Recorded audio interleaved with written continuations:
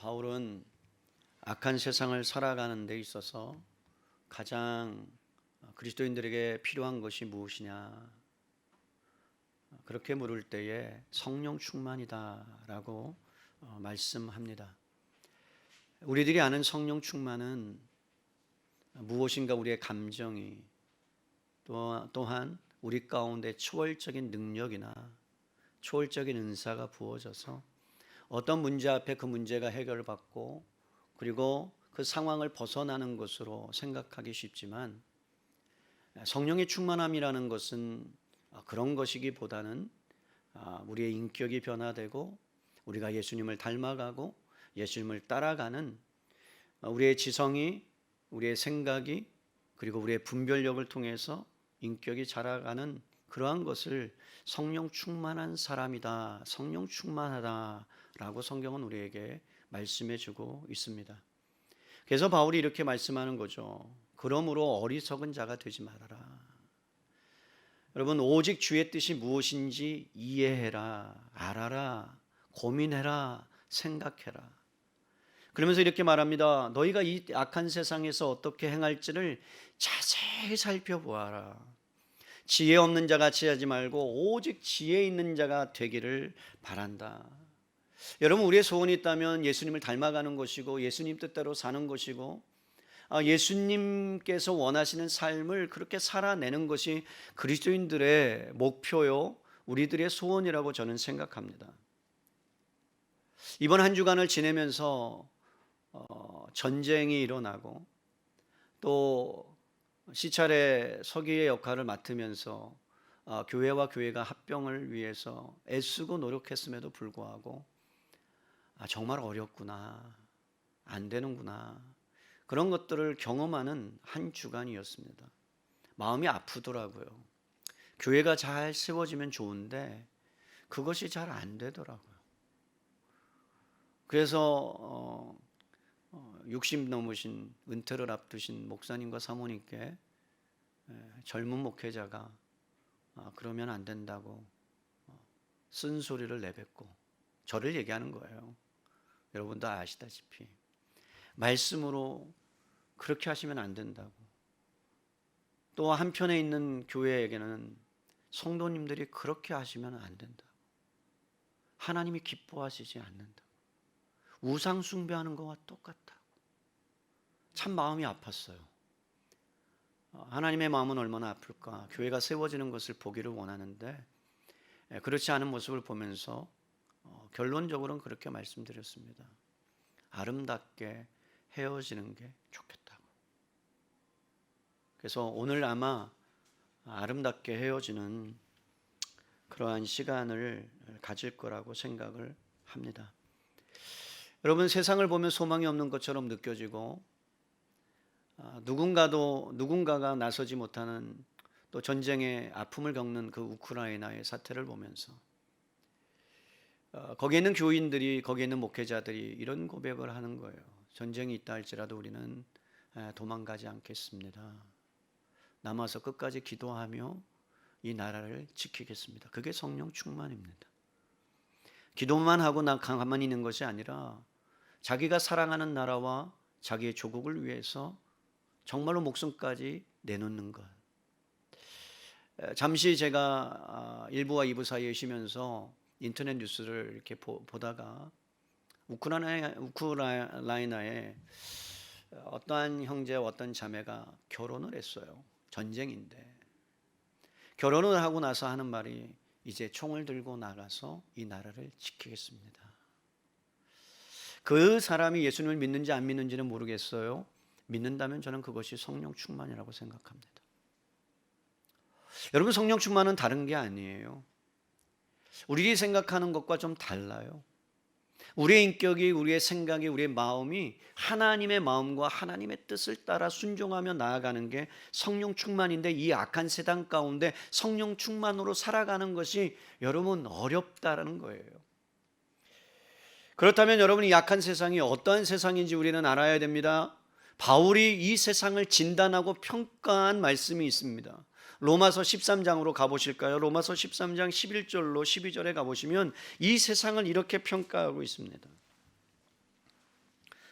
신약성경 257페이지네요. 로마서 13장 11절로 12절 말씀입니다. 또한 너희가 이 시기를 알고니와 자다가 깰 때가 벌써 되었으니 이는 이제 우리의 구원이 처음 믿을 때보다 가까웠음이라. 밤이 깊고 낮이 가까웠으니 그러므로 우리가 어두움의 일을 벗고 빛의 갑옷을 입자. 여러분, 로마에 있는 교회에게 하시는 말씀이지만 에베소서에 있는 교회의 말씀과 여러분 비슷합니다. 예수님으로 너희가 새 사람이 됐다면 어둠의 일을 벗어 던져버려라. 옛사람을 벗어버려라. 지금 바울이 진단하는 것은 무엇이냐면 너희가 이 시기를 알아야 된다는 거예요.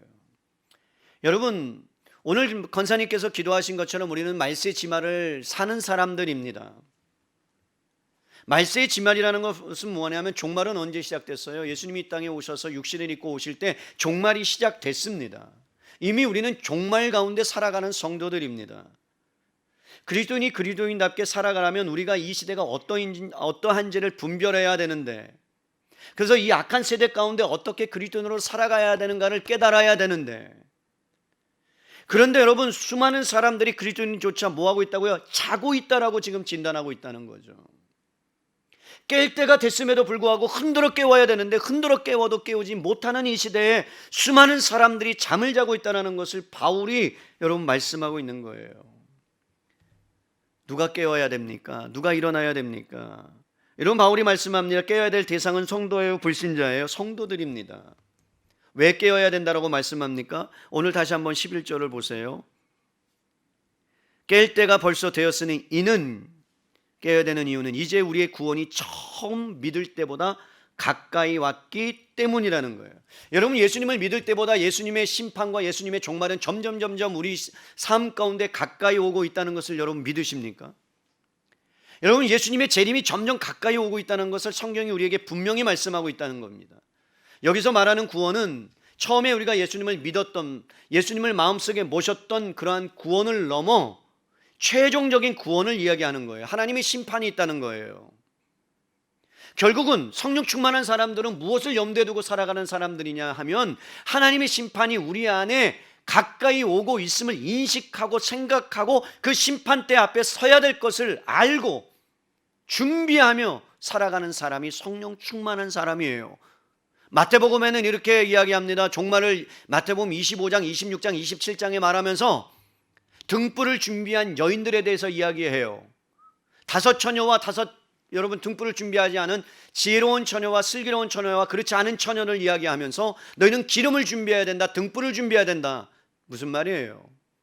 평상시 때 예수님의 재림과 심판을 준비하는 성령 충만한 자들을 지금 슬기로운 여인들을 말씀하고 있는 거죠. 그리고 나서 바울이 한 가지 더 이야기해요. 너희가 깨야 될 이유가 무엇이냐면 심판이 기다리고 있다. 두 번째로는요, 12절에 말씀합니다. 밤이 깊고 낮이 가까이 왔기 때문에 너희들은 깨어 있어야 된다. 여러분, 여기서 밤이라는 것은 영적인 상태를 말합니다. 지금 로마에 있는 성도들의 영적인 상태를 이야기합니다. 지금 에베소서에 있는 여러분 성도들 교회의 영적인 상태를 이야기합니다. 뭐라는 거예요? 밤이 깊었다는 거예요. 물론 역설적으로 이야기하면 밤이 깊었다는 것은 세상이 악을 향해서 치달아간다는 것은 예수님의 재림이 훨씬 더 가까이 왔다는 거예요. 여러분, 전쟁의 소문은 끊이지 않을 거예요. 오늘도 아침에 북한이 미사일을 쐈어요. 여러분, 러시아가 지금 침공을 했어요. 코로나19가 오미크론이 여러분 7, 8월이면 종식된다고 이야기해요. 감기처럼 변한다고 얘기해요. 그런데 여러분, 세계의 학자들은, 석학들은 이제 코로나19가 종식되고 감기처럼 변하면 또 다른 코로나가 올 것이다라고 이미 예견하고 있어요. 올 거예요. 결국은 여러분, 이 세상은 밤이 깊어가고 있고 악을 향하여 치달아가고 있고, 그래서 예수님의 심판이 재림이 가까이 하고 있다는 것을 우리가 깨어서 적어도 알고 있고 생각하고 그 가운데 어떻게 살아가야 되는지를 너희들이 분별해야 된다. 이것이 성령 충만이라는 거예요. 여러분, 우리가 살아가는 이 시대는 로마 시대나 에베소 교인에 속한 시대, 여러분 똑같다라고 봅니다. 바장 풍요한 시대를 우리가 살아가고 있어요. 너무나도 시대가 여러분 급변하는 가운데 풍족한 시기를 살아가고 있어요. 먹을 것이 얼마나 넘쳐나는 줄 아십니까? 여러분 1년에 버려지는 음식이 얼마나 많은 줄 아십니까? 전 세계 1억 명이 굶어 죽어가는데 우리나라에서 여러분 버려지는 음식 양으로도 여러분 충분하게 그들을 지원하고도 남을 만한 것을 아십니까? 우리는 그렇게 풍족함을 누리고 살아가는 시대에 있습니다. 그런데 뭐라고 진단해요? 밤이 깊었다는 거예요. 영적으로 침체하고 있다는 거예요. 여러분 그것이 받아들여집니까? 그런데 예수님께서 마태복음 여러분 24장, 누가복음 17장, 마가복음 13장의 종말에 대해서 교훈을 하시면서 이렇게 말씀하세요. 내가 재림하기 전에 이 세상에 일어날 일들이 있다. 각 처소에서 곳곳에서 여러분 전쟁이 끊이지 않을 거다. 지진이 계속해서 일어날 거다. 천재지변이 일어날 거다. 기아와 굶주림에 허덕일 거다. 작년에 4,500만 명이 낙태로 죽었습니다. 자살하는 사람들이 얼마나 많은 줄 아십니까? 에이즈로 죽어가는 사람들이 얼마나 많은지 아십니까? 수많은 사람들이 여러분 예수님이 말씀하신 대로 예언한 대로 지금 종말이 점점 가까이 오고 있는데 우리는 어떻게 살아가느냐? 노아 때처럼 살아간다는 거예요. 여러분 노아 때 120년을 하나님께서 노아에게 120년 후에 세상을 심판한다 그랬을 때 사람들이 비웃습니다. 예수님을 믿는 사람들조차도 믿지 않는 거죠. 예수님의 재림이 가까이 왔다는 것을 계속해서 세상에 여러분 여러 가지의 현상을 통해서 보여주고 나타내고 우리가 어떻게 살아가야 되는지를 말씀해 주는데 우리는 재림과 상관없이 심판과 상관없는 삶을 지금 살아가고 있다는 겁니다. 노아의 시대 때 어떻게 했어요? 이렇게 표현해요. 그들은 먹고 마시고 장가가고 시집간다. 여러분 먹는 게 뭐가 잘못됐겠어요? 시집가는 게 뭐가 잘못됐겠어요? 주님이 결혼하라고 말씀하셨는데 가정을 이루라고 말씀했는데 그렇다면 무엇을 말씀하고 있는 거예요? 그들은 일상의 삶 가운데서 하나님이 원하시는 삶을 살기보다는 일상생활에 파묻혀서 때를 분별하지 못하고 그렇게 살아가는 것을 지금 지적하고 계시는 거예요. 롯의 때와 같다는 거예요. 먹고 마시고 집도 사고 팔고 우리와 비슷한 삶을 산다는 거예요. 그런데 어떤 일이 일어나요? 여러분 소돔과 고모라가 망할 때 하늘로부터 불과 유황이 떨어질 때 그들이 멸망했다라고 말합니다. 그러면서 이렇게 끝에 인자가 오실 때도 나타날 때도 그때와 당시와 똑같을 거다. 소돔과 고모라와 똑같이 도적같이 임할 것이다 라고 성경은 우리에게 말씀하고 있는 거예요. 여러분 우리가 살아가는 이 세대는 말세 지말을 당하고 종말을 여러분 준비하며 살아가는 사람들입니다. 공통점이 뭡니까? 여러분 그때 당시나 지금이나 변한 게 없어요. 참 희한하게도 변한 게 없어요. 그때도 여러분 로마는 황금기를 맞이했습니다. 세상을 통치하고 있었습니다. 그러니까 사람들이 물질과 세속주의에 완전히 물들어져 있었습니다. 세상에 관심이 있는 거죠. 물질에 관심이 있는 거죠. 먹고 마시고 쓰고 장가가고 시집가고 더 많은 돈을 얻으려고 그러면서 살아가고 있는 거죠. 이 세상 일에 집중하고 있는 거죠. 투기가 난무하고 경쟁에서 사람을 짓밟고 일어서야 되는 물질주의가 만문주의가 교회 가운데 세상 가운데 기독교인들 가운데 침투하기 시작하면서 좋은 것을 가져야 되고 좋은 것을 써야 되고 그렇지 않으면 뒤떨어진 것 같은 좀 처진 것 같은 그러한 것들이 우리 안에 있어서 좌절하고 낭망하는 그러한 일들이 우리 안에 일어난다는 거죠. 그런 말씀에 비추어 보면 바울이 살았던 시대나 우리가 살았던 시대나 여러분 비슷한 것 같습니다. 모든 사람들의 관심이 좀 더 좋은 것을 먹고 웰다잉 그래서 좋은 삶을 살아가다가 여러분 좋게 죽는 것 그러면서 사람들이 여러분 냉동인간이 돼서 병을 고쳐보겠다고 충분히 이해가 갑니다. 그런데 여러분 그러한 일들을 계속해서 하고 있다는 거죠. 돈에 권력에 그러면서 삶의 목적이 그것으로 귀결되는 삶. 그런데 그것이 어느 순간에 기독교인에게 침투해서 기독교인들조차도 세속주의와 물질주의와 만문주의와 그것들을 좀 가지면 안 되는 더 가져야 되는 그래서 남을 속이고 정직하지 않는 삶을 그렇게 살아가는 것. 여러분 예전 같았으면 환난이 핍박이 우리의 장애물이었어요. 예수님을 믿는데. 그런데 요즘 그렇지 않아요. 핍박이 없어요. 환난이 없어요. 예수님을 믿으라고 누가 여러분 칼을 들이대고 예수님 믿는다고 나오라고 그러고 그렇습니까? 그렇지 않아요. 믿든 말든지 상관없어. 넌 네가 믿고 나는 내가 믿고 알아서 믿고 각자 믿고 그런 삶을 우리는 살아갑니다. 그렇기 때문에 여러분, 어떤 면에서는 여러분들에게 환난과 핍박보다도 훨씬 더 무서운 것이 뭐냐면 풍요입니다. 풍요의 신입니다. 바알과 아사레가 어떤 신이에요? 풍요의 신입니다. 그것이 여러분 이스라엘 민족을 좀먹기 시작한 거예요. 여러분, 그들이 노예 생활을 하고 있을 때 모세를 보내서 하나님께서 10가지 재앙을 다 하시고 장자까지 치는 역사를 하시고 그들을 끄집어 내와요. 그러면서 광야의 길을 가게 합니다. 가나안 땅을 향해 갑니다. 그런데 어떻게 합니까? 그들이 자꾸 뒤를 뒤돌아보는 거예요. 뭐라고 그래요? 나 애굽으로 돌아가고 싶다는 거예요. 애굽이 좋다는 거예요. 노예가 좋다는 거예요. 그러면서 우리를 보내달라는 거예요. 뭘 달라는 거예요? 만나도 주고 매출하고 주고 우리가 고기도 못 먹어서 죽게 생겼으니 그것을 우리한테 해결해 달라는 거예요. 뭐예요? 물질을 달라는 거예요. 풍요를 달라는 거예요. 내가 너 구원했잖아. 너 노예에서 해방시켰잖아. 그런데 이스라엘 백성의 반응은 뭐라고요? 달라는 거예요. 우리가 돌아가고 싶다는 거예요. 여러분, 그 모습이 우리의 모습 아닙니까? 삶이 풍요로워지면요, 하나님을 찾지 않아요. 여러분, 삶이 넉넉해지며 부유해지면요, 안일주의에 빠지게 되어 있어요. 그래서 하나님보다는 이 세상에 관심을 가지고 더 잘 누리고 살아가는 것. 그 이야기가 뭐냐면 세상에 심판이 있다는 걸 잊어버리면서 살게 만들어요. 그게 사단의 전략입니다. 여러분, 바쁜 게 좋은 게 아니에요. 바쁘면 바쁘다 보면 여러분, 하나님을 놓치며 살 때가 너무나 많은 거예요. 너무나 안타까운 일이 일어나고 있죠. 한국 사회는요, 1988년을 지나면서 여러분, 무엇을 맛보았냐면 돈 맛을 보았어요. 풍요를 맛보았어요. 삶을 즐기기 시작합니다. 여러분, 먹고 마시는 것 자체는 죄가 아니에요. 쓰는 것 자체는 죄가 아니에요. 그런데 그것이 눈에 보이지 않는 하나님보다 이 세상을 더 많이 사랑하고 여러분 그것을 향하여 가고 있다면 그것은 이미 우리가 세속주의에 물들어 있고 만문인즘에 물들어 있다는 거예요. 하나님을 갈망하고 하나님을 찾기보다는 세상에 물들어가서 우리의 영적인 상태가 밤이 깊어졌다라고 이야기합니다. 그게 우리의 현실이에요. 지도자들도 마찬가지예요. 저를 포함해서요. 분별력을 잃어버리기 시작했어요. 판단력을 잃어버리기 시작했어요. 누군가 진실을 이야기하지 않아요. 그것을 말하면 나에게 불이익이 되니까 그것을 감추는 일들이 일어나요. 기독교인들 안에도 똑같아요. 무엇인가 이익을 남기기 위해서 다운 계약서를 쓰잖아요. 아시죠? 다운 계약서. 다운 계약서가 뭐예요?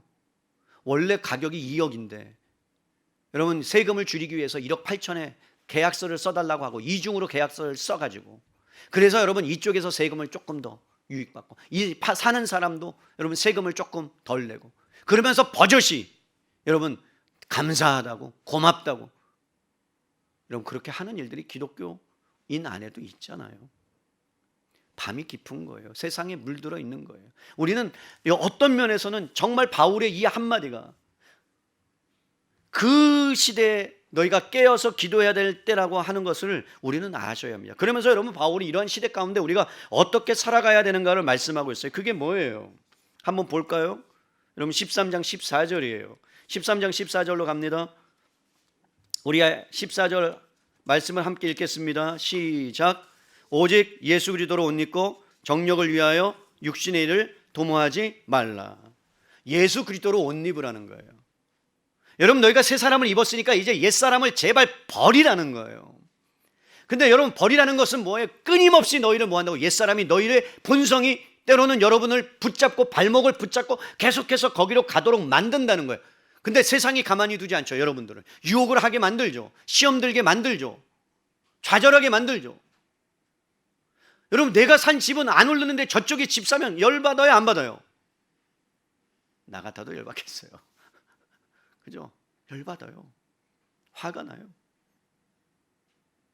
그리스도로 옷 입어라. 여러분, 그리스도로 옷 입으라는 것은요, 내가 옷을 벗어 던져야 돼요. 그리고 그리스도의 옷을 입어야 돼요. 그 얘기는 무엇이냐면 지금까지 살아왔던 방식, 지금까지 살아왔던 가치관, 지금까지 살아왔던 것을 너희는 다 버리고 예수님의 가치, 예수님의 생각, 예수님의 가치관을 너희가 입어야만 너희가 이 악한 세대에서 살아갈 수 있다는 거예요. 우리가 누굽니까? 그리스도로 옷 입은 사람들입니다. 옛사람을 버리고 새 사람이 된 사람입니다. 너희는 새로운 피조물이라고 성경이 말씀했습니다. 우리 안에 예수님이 계시다면, 새로운 여러분 생명이 우리 안에 왔다면, 육신으로도 여러분 결혼해서 조그마한 생명이 우리 안에 들어와 있으면 입덧을 하고 삶이 변화되고 괴롭고 고통스러웠던 일이 여러분 아이를 임신하면 부모님, 어머니가 입덧을 하는 것처럼 예수의 생명이, 빛이 우리 안에 들어와 있다면 우리는요, 그것 때문에 육신의 일 가운데 있었던 그것과 부딪히게 되고 갈등하게 되고 어려운 거예요. 그러면서 뭐 하는 거예요? 자꾸 그것을 벗어 버려야 된다는 거예요. 그런데 여러분, 그것을 하지 못하는 이유가 뭐예요? 성경에서 우리에게 말씀합니다. 너희의 정과 욕을 이미 십자가에 못 박았는데, 못 박아 버렸는데, 너희 안에 예수가 사는데, 그런데 우리가 뭐라고요? 자꾸 내 욕심이, 내가 주인이 되어, 내가 왕이 되어, 예수님이 왕이심에도 불구하고 그분을 왕을 여러분 밀어내고 그 왕자에 내가 앉아서 내가 통치하고자 하는 마음이 우리 안에 있기 때문에 그렇습니다. 그렇기 때문에 우리가 그리스도로 옷 입는다는 것은요, 날마다 자기를 부인하는 삶을 살아가는 거예요. 자기 십자가를 지고 내 뜻을 주님 앞에 굴복하며 순종하며 주님이 왕입니다, 구세주입니다 라는 그러한 선포를 하면서 이제는 하나님의 말씀을 따라 정욕을 위해서가 아니라 하나님 나라를 위해서 사는 삶, 그것이 성령의 충만한 삶입니다. 그렇기 때문에 여러분, 우리가 빛의 자녀로 그리고 빛의 열매로 그렇게 살아갈 수 있는 것은 날마다 예수 그리스도로 옷 입어야 돼요. 오늘날로 말하면 에베소서 교회의 성도들에게 하는 말로 표현하자면 성령으로 충만함을 받으라는 겁니다. 이게 그리스도로 옷 입는 거예요. 여러분, 성령 충만함이라는 것은 여러분이 예수님을 믿고 나서 그리스도인이라면 다 받을 수 있고 충만할 수 있다는 것을 말해요. 특별히 받으라는 것은 현재형으로 되어 있어요. 여러분, 현재형이라는 것은 헬라어로 표현하면 지속적인, 계속적으로 상태가 유지된다, 그런 뜻이 있어요. 그러면 여러분, 성령의 충만함이란 건 뭐라고요? 한 번으로 끝나는 게 아니에요. 내가 막 기도해서 성령의 충만함이 임하고, 여러분, 그런 것이 아니에요. 꾸준하게 지속적으로 계속해서 일어나는 것, 유지되는 것이 성령의 충만함이라면 우리는 물로 세례를 받고 성령으로 세례를 받을 때 단번에 일어나는 것은 성령 충만함이 아닙니다. 성령 세례입니다. 그리고 나서 지속적으로 성령의 충만함을 유지해야 되는 것, 이건 체험으로 되지 않아요. 이것은 무엇으로 되느냐? 여러분, 인격적인 성령님께서 내 안에 들어와 계셔서 그분과 함께 교제하고 계속해서 그분을 알아가고 그분의 성품을 닮아가고 그분께 순종하고, 그래서 그분이 나를 사로잡고 나를 하나님께로, 예수님께로 인도하는 그 붙드심의 은혜가 있을 때에 우리는 매일매일 하루하루를 성령 충만하며 살아갈 수 있는 거예요. 그럼 내 입장에서 보면 그분의 말씀이 맞으면 내 인격과 내 생각이 여러분 맞다 할지라도 그 말씀 앞에 굴복시키는 거예요. 복종시키는 거예요. 근데 그걸 뭘로 가능하다고요? 지속적인 교제를 통해서, 말씀을 통해서, 그래서 그 안으로 계속해서 들어가야 되는 거예요. 그러면 내 안에 있는 옛사람을 계속 벗어 던지게 되는 거예요. 그러니까 아프죠. 왜? 너는 좀 충만하고 세상 것을 좀 가지고 살아라. 그런데 주님이 뭐라는 거예요? 가난하게 좀 살아. 나누면서 살아. 그러면서 뭐 하나님 이거 양보해야 되나? 맞아. 양보해서 살아. 이거 져야 되나? 억울한데 억울해야 돼. 이거 참아야 돼. 엄청 참아야 돼. 죽기까지 참아야 돼. 그러니까 여러분 힘든 거잖아요. 예수님 믿는 게. 그런데 뭐라고요? 그것이 성령의 충만함이래요. 우리 안에 성령님이 와 계시고 우리 안에 내주하신다면 지속적으로 교제함으로 그분에게 사로잡힘을 받는 것, 그게 성령의 충만함이에요. 그러면서 이렇게 말씀해요. 받으라라는 것은 명령이에요. 이거는 여러분들이 받지 않는다고 여러분 거부한다고 되는 것이 아니라, 이거는 반드시 그리스도인이라면 선택의 문제가 아니라 의무적인 거예요. 여러분이 성령 충만함을 향하여 나가셔야 한다는 거예요. 여러분, 그렇기 때문에 성령 충만함이 그리스도로부터 왔다면, 그러면 우리는 그것을 우리 안에 채우고 우리 안에 그것이 드러나도록 해야 되는데, 바울이 에베소 교회에게 성령 충만이 뭐라고 말하느냐? 진리를 말하는 거예요. 도둑질하지 말라는 거예요. 윤리적인 상태로 나타나는 거예요. 서로 용서하라는 거예요. 순결을 지키라는 거예요. 사랑의 삶을 살라는 거예요. 끝까지 참으라는 거예요. 인내하라는 거예요. 기뻐하라는 거예요. 감사하라는 거예요. 다 그걸로 나타나는 거예요. 근데 그것이 어떻게 가능해요? 내가 죽을 때 가능해요. 갈라디아서 2장 20절에 이제 내가 그리스도와 함께 십자가에 못 박혔나니 이제는 내가 사는 것이 아니요 오직 그리스도께서 내 안에 사시기 때문에, 그분 때문에 내가 살기 때문에, 그분이 가는 것 가라 하면 가고 그분이 죽으라 하면 죽고 그래서 그것 때문에 내가 산다면 그 사람은 성령 충만한 사람이에요. 그런데 그주께서 내 안에 사시는데 내가 왕이 되어서 내가 다스리게 하고 내가 여러분 왕 노릇을 한다면 그 사람은 아직까지 성령 충만한 삶을 살아가지 못하는 겁니다. 이 부분을 예수님께서는 다르게 표현하셨어요. 복음서에서 뭐라고 표현했느냐? 기억하세요? 성령 충만은 예수님의 말로 오늘 하루를 살아내는 힘이 성령 충만이다. 지혜가 오늘 하루를 지혜를 갖고 살아내는 게 성령 충만이다. 그래서 바울이 지혜 없는 자 같이 하지 말고 오직 지혜로운 자 같이 하라. 그래서 세월을 아끼라. 예수님의 관점으로 보면 여러분 이런 거예요. 오늘 하루를 살라. 그런데 시간을 낭비하지 말고 허랑방탕하지 말고 살라. 여러분 어제는 지나갔어요. 어제 것 붙들지 말라는 거예요. 그것을 통해서 우리가 반추하고 잘못 살았다면 회개하고 나가야 되는데 그것에 얽매여서 예전에 내가 이렇게 살았는데 내가 왕년에 이렇게 했는데 내가 왕년에 기도했는데 내가 왜 이러지 못하고 그거와 여러분과는 이제 상관없이 오늘 내가 과연 기도하며 하나님 말씀 안에서 살아가는가 점검하라는 거예요. 이게 성령 충만한 사람이에요. 예수님을 닮기 위해서 더 인격적으로 살아가기 위해서 하루를 살아내는 건 내 상황이 내 형편이 내 조건이 주어졌다면 그 하루를 어떻게 해요? 하나님의 말씀을 붙잡고 신뢰하며 살아내는 것이 성령 충만이라고요. 마태복음으로 가볼까요? 마태복음 6장 33절에서 34절 한번 보겠습니다. 여러분 마태복음 6장으로 가보세요. 마태복음 6장으로 가보시면 33절에서 34절에 이렇게 말씀해요. 성령 충만이라고 저는 해석이 될 수 있다라고 생각합니다. 마태복음 여러분들이 너무나 잘 아는 말씀이죠. 그런즉 너희는 먼저 그의 나라와 그의 의를 구하라. 그리하면 이 모든 것을 너희에게 더하시리라. 그러므로 내일 일을 위하여 염려하지 말라. 내일 일은 내일이 염려할 것이요 한낱 괴로움은 그날로 족하니라. 우리가 살아가는 세상은 어떻다고요? 여러분 전쟁이 일어날지 누가 알았겠어요? 어떤 고통이 여러분들께 일어날지 누가 알았겠어요?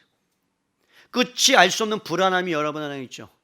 여러분 고3들은 어떻게 내가 시험을 봐야 될지, 그 다음에 여러분 진로를 앞두고 취직을 앞둔 사람들에게는, 청년들에게는 의심과 답답함과 무력함과 우울감과 이런 것들, 불확실성이 너무나도 많은 시대에 우리는 살아가고 있잖아요. 근데 성령 충만한 사람은요, 미래에 대한 걱정과 불안과 염려와 두려움이 아니라 오늘을 나에게 주어진 삶, 내일은 여러분 우리에게 없어요. 아멘입니까? 내일이 보장되어 있습니까 여러분 안에? 여러분 내일이 보장되어 있다고 믿으십니까? 없어요. 우리는 따라합시다. 나는 하루살이다. 우리는 하루살이 인생이에요. 주님이 가라 하면 가야 돼요.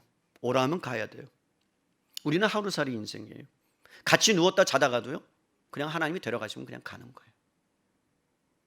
우리는 내일 일은 남 몰라요. 그 찬양이 정말 맞는 거예요. 내일 일은 남 몰라요.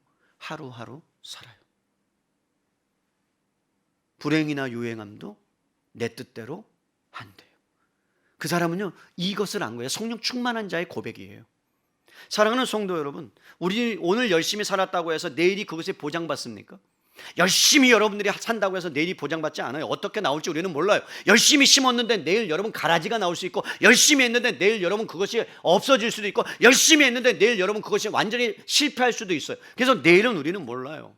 중요한 것은 오늘 나에게 주어진 시간을, 나에게 주신 환경을 24시간이라는 시간 안에 지혜로운 자같이 살아내는 것, 하루를 천금같이 여기면서 주님이 나에게 허락하신 목숨같이 여기면서 살아내는 것, 오늘 할 일을 하라는 거예요. 시간을 흘려보내지 말라는 거예요. 주어진 것을 성경이 하라는 대로 하라는 거예요. 여러분, 그러면 성경이 하라는 것이 뭡니까? 성령님을 보내주신 이유가 뭐예요? 신앙생활하면서 우리가 여러분 들었던 말씀이에요. 하나님의 선하심과 일하심을 믿으라는 거예요. 신뢰하라는 거예요. 겸손해지라는 거예요. 진실을 말하는 거예요. 바른 말을 하라는 거예요. 악에게 지지 말고 손으로 악을 이기라는 거예요. 삶 가운데 어떻게 하나님이 일하셨는지, 오늘 이 시간에 너를 직장에 보내서 직장 안에서 어떻게 살아내야 되는지를 보여주고 가르쳐주고 그 안에서 경험하는 사람. 때로는 직장 상사가, 그 다음에 직원들이 여러분들을 괴롭히고 여러분들이 힘들게 하고 왕따를 할지라도 그 안에서 하나님의 사람이라면 어떻게 그것들을 살아내야 되는가 고민하고 생각하고, 그래서 그리스도의 심정과 마음으로 아무것도 아니지만 쓸모없는 형편과 조건 가운데서도 위대하게 살 수 있는 힘, 뭐라고요? 그게 성령 충만이에요. 그래서 여러분의 눈빛 하나가, 여러분의 행동 하나가 여러분의 몸짓 하나가 누군가에게는 위로가 됩니다. 누군가에게는 격려가 됩니다. 용기가 되는 거예요. 힘이 되는 거예요. 그것을 하나님께서 하루라는 시간 안에서 여러분들에게 허락해 주신 거고, 여러분은 그 시간을 가지고 살아내는 거예요. 버겁죠. 아내들은 설거지 해야 되죠. 자녀 키워야 되죠. 일도 해야 되죠. 직장 나가야 되죠. 남편이 뭐라 그러면 뭐라 해야 되죠. 그러니까 여러분, 그것이 살아내는 게 버거워요. 그러나 그것을 그리스도의 심정과 마음으로 살아내면 그 사람은 뭐라고요? 성령의 충만한 삶을 살아내는 거죠. 그래서 여러분, 에베소서 5장 후말미에 가면 이렇게 말해요. 아내들아, 남편들아, 자녀들아, 부모들아, 종들아, 상전들아, 다 뭐예요? 관계적인 이야기를 해요. 성령 충만에 대해서 뭐라고 얘기해요? 너가 초월적인 능력을 경험해라, 막 은사를 경험해라. 그게 성령 충만이다 그러잖아요. 성령 충만을 받으라 그래 놓고서 뭐예요? 너가 관계 속으로 들어가서 아내에게 어떻게 할지, 자녀에게 어떻게 할지, 남편에게 어떻게 할지, 종에게 어떻게 할지, 상전에게 어떻게 할지, 그것을 드러내고 나타내는 게 성령 충만이다. 인격이 다듬어지는 거죠. 그 안에서 내가 깎여지는 거죠. 내가 없어지는 거죠. 없어지면 편해요. 왜? 내가 사라지니까. 그러니까 여러분, 상대방이 뭐라 그래도 내가 사라지면 그거 안에서 주님이 주시는 마음으로 감당해낼 수 있는 거예요. 여러분, 이런 성령 충만의 삶이, 그러면 여러분 충만하게 이 세상을 하루하루를 살아갈 때 펼쳐지기 위해서 어떠한 결과로 어떻게 나타나는가, 바울이 다시 본문으로 돌아갔어요. 오늘 하루를 살아나야 되는데, 그런 지혜를 갖고 살아가야 되는데 어떻게 연결되고 있는가. 19절에 이렇게 얘기해요. 시와 찬송과 신령한 노래들로 서로 화답하며 너의 마음으로 주께 노래하며 찬송하며 범사의 우리 주 예수 그리스도의 이름으로 항상 아버지 하나님께 감사하며 그리스도를 경외함으로 피차 복종하라. 여러분, 성령 충만한 자들이 나타나는 결과가 뭐냐면 성도들 간의 영적인 교제가 일어난다는 거예요. 왜 그러냐면 예수님을 통해서 내가 구원을 받았다는 그 값진 것을 알기 때문에 여러분, 그 기쁨과 감사가 넘치는데 그리스도를 자랑하고 싶은 거예요. 찬양하고 싶은 거예요. 그래서 못 견디는 거예요. 그래서 성도들을 만나고 싶고, 성도들의 아픔을 알고 그를 돕고 싶고, 이웃의 아픔을 알고 그들을 향하여 끌어안고 기도하고, 우크라이나 사태가 우리와 먼 것처럼 느껴지지만 그 안에도 정말로 그 나라를 위해서 기도하는 사람들이 있기 때문에 그 나라를 보고 전쟁이 멈춰 달라고 기도하며 오늘 하루를 그렇게 기도하며 살아가는 그 인생들이 뭐라고요? 성령에 충만한 사람들이라고요. 막아달라고 기도했는데 안 막아주셔가지고 제가 좀 실망하긴 했는데, 그래도 끝까지 기도해야죠. 전쟁이 끝나도록. 그러면서 여러분, 성도들의 교제가 일어나면 어디까지 나아가는지 보세요. 시와 찬송과 신령한 노래들로 서로 화답하는 가운데, 여러분, 너희의 마음으로 어디까지 나가? 이제 주께 노래하며 찬송하는 데까지 나가요. 그 얘기는 뭐예요? 공적인 예배가 살아난다는 거예요. 성령이 충만한 자들이 함께 모여서 성도들 간의 교제가 일어나고, 그것이 여러분 끝나는 것이 아니라 하나님을 예배하는 자리까지 나아가고, 그래서 그것이 일상으로 여러분 퍼져가는 거예요. 그래서 20절에 범사의 우리 주 예수 그리스도의 이름으로 항상 아버지께 감사하는 일들이, 내가 구원받은 것보다 더 큰 게 있습니까 여러분? 여러분들이 죽음과 사망과 저주와 고통과 지옥의 모든 것에서, 형벌에서 구원받았다는 그 하나만의 사실로도 우리는 하나님 앞에 감사하며 살아가야 되는 존재예요. 맞습니까?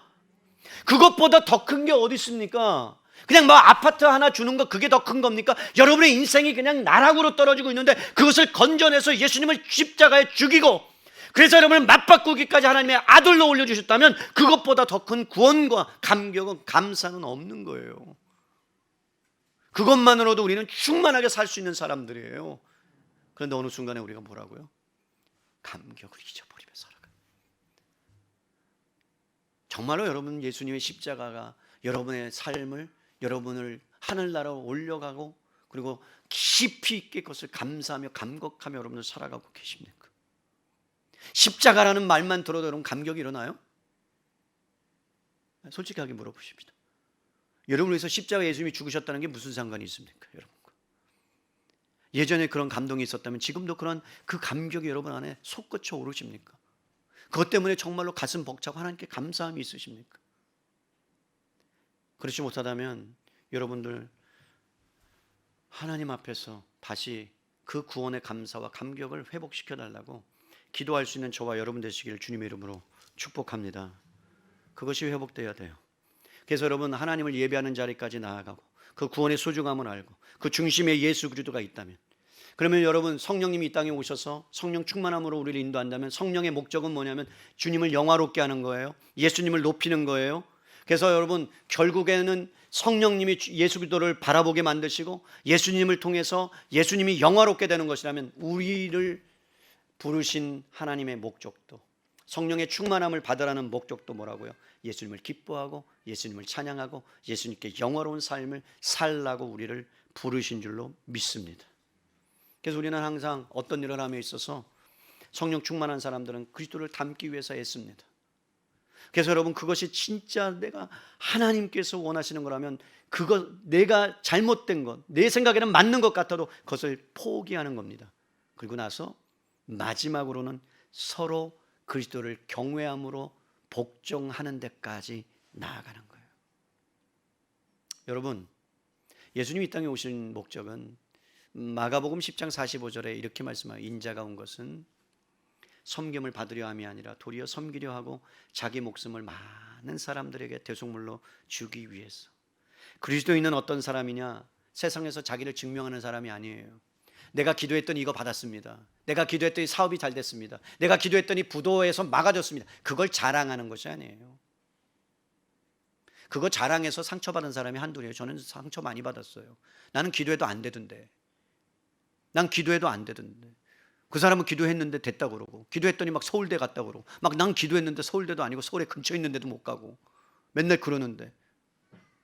여러분, 그것이 성령 충만함이 아니에요. 그것이 그리스도의 영광을 드러내는 게 아니에요. 그리스도의 영광을 드러낸다는 것은 그냥 자기를 그걸로 증명하지 않아요. 과시하지 않아요. 자랑하지 않아요. 낮아지는 거예요. 자기가 갖고 있는 것, 들어가게 하신 이유를 발견해서 남들을 위해서 사용하고 남들을 위해서 섬기고 남들의 필요를 위해서 나눠주고 베푸는 그러한 삶, 예수님을 닮아가는 삶. 그래서 여러분, 그리스도를 닮아가는 이유가 뭐냐? 세상에 볼 수 없는 것을 예수님이 하셨기 때문에 그래요. 하늘의 영광을 버리고 이 땅에 오셨어요. 그래서 섬김을 보여주셨어요. 어떻게 해요? 그리스도인데, 메시아인데 여러분, 수건을 둘러매고, 그래서 제자들이 있을 때 그들의 발을 막 닦여주고, 그래서 여러분 씻겨주고, 그것이 감히 할 수 있는 일입니까? 하나님이신데. 그런데 그것을 해주신 거예요. 그래서 여러분, 말씀을 따라서 순종합니다. 복종합니다. 사람들을 섬기러 오셨으니까. 그러면서 그렇게 해냅니다. 그것을 본 한 여인이 자기가 준비하는 향유 옷값 300데나리온을 오늘 평생 모았던 것을 결혼하기 위해서 그걸 깨뜨려서 예수 그렇게 풉니다. 가장 가치 있는 것이 뭔지를 알았어요. 예배가 뭔 줄을 알았어요. 예수님이 십자가의 그 죽으심을 앞두고 있다는 것을 그는 여러분 알았어요. 그래서 그걸 깨뜨리고 그의 머리를 씻깁니다. 자기의 머리로 그의 발을 씻깁니다. 그러면서 예수님이 뭐라 그래요? 그 여인을 성경에 기록해서 기억하라고 말씀하셨던 것처럼. 여러분, 그것이 뭐예요? 예배예요. 삶이에요. 성령 충만한 자의 예수님의 모습을 보고 그렇게 따라가는 거예요. 여러분, 우리가 살아가는 시대는 개인주의가 극대화된 시대예요. 복종은 연약한 자들의 굴종의 행위로 오해합니다. 여러분, 인간관계 사회에서 상하 복종을 하죠. 상대방을 힘으로 제압하죠. 폭력성이 난무하고 있죠. 힘을 주장하면 여러분 다른 힘의 저항을 받게 된다는 걸 예수님이 아셨어요. 그래서 이미 십자가에서 죽으실 때 여러분 많은 군사들이 와서 예수님을 잡으려고 할 때 베드로가 옆에 차고 있던 칼을 딱 뽑습니다. 그래서 말고의 귀를 잘라버립니다. 그때 예수님이 뭐라고 말씀해요? 칼로 이기려고 하는 자는 칼로 뭐한다? 망한다. 나는 섬기러 왔다라고 여러분 말씀해 주는 거예요. 갈등이 왜 생깁니까? 내가 주인 되고자 하는 거예요. 내가 왕이 되고자 하는 거예요. 여러분, 왜 갈등이 생깁니까? 주님이 왕인데 여러분이 왕을 차지하고 싶어서 그런 거예요. 왜 말씀이 싫습니까? 여러분이 왕이 되고자 하는 거예요. 내가 좀 그것을 해보겠다 이 말이에요.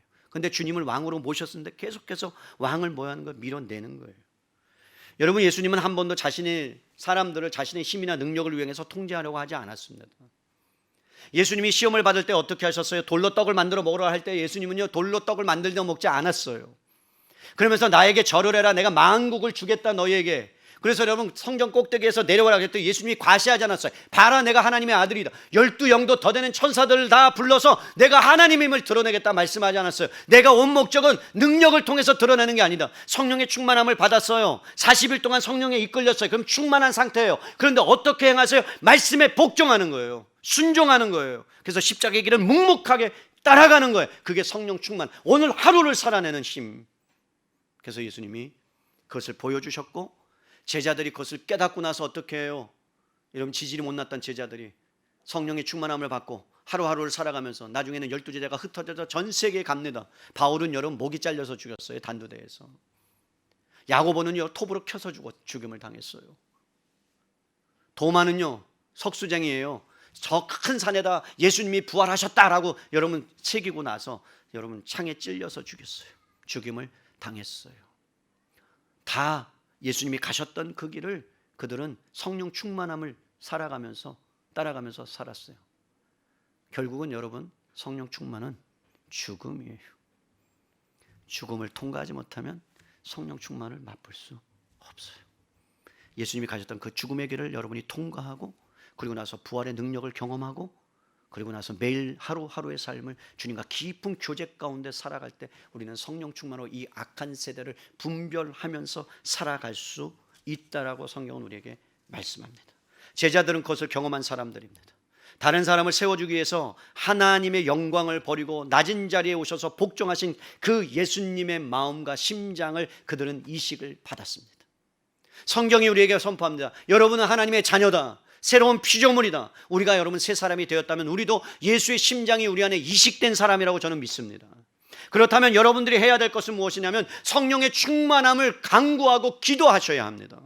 그 하나님과의 깊은 교제 가운데 들어가서 매일매일 하루의 삶을 하나님 이거 어떻게 해야 됩니까? 지혜를 주십시오. 이 상황에서 하나님이 원하시는 것이 무엇입니까? 내 뜻대로 마시고 하나님의 뜻대로 하겠습니다라는 그 고백 앞에 하루를 살아내면 약한 세대 가운데서 하나님의 하나님 되심을, 주님의 주님 되심을 여러분의 언어와 행동과 삶을 통해서 여러분 드러내실 거예요. 우리 은혜사랑객교 모든 성도님들이 정말 하나님의 은혜 가운데 교제 가운데 날마다 들어가서 성령 충만한 삶을 여러분 하루하루 살아가시면서 그 가운데 사람들이 위로받고 용기를 얻고 힘을 얻고 가는 곳마다 하나님의 영광이 드러나는 귀한 성도들 되시기를 주님의 이름으로 축복합니다. 그것이 성령 충만한 삶의 여러분 태도요, 삶이요, 결과예요. 혹여나도 성령의 충만한 삶을 살지 못하고 계시다면 은혜의 자리, 예배의 자리 나와서 하나님을 만나십시오. 그래서 예배 가운데서 그 은혜를 경험하고 세상에 나아가서 그것을 펼쳐내고 또 쓰러졌다면 예배 가운데 나와서 그 은혜의 선순환을 경험할 때 우리는 더욱더 인격이 주님을 닮아갈 거예요. 우리의 언어가 주님을 닮아갈 거예요. 시간 많이 걸릴 거예요. 그럼에도 불구하고 오늘보다 더 성숙해져 갈 것을 저는 확신합니다. 내일은 없어요. 오늘 하루만 있어요. 옆에 분들에게 우리는 하루살이다.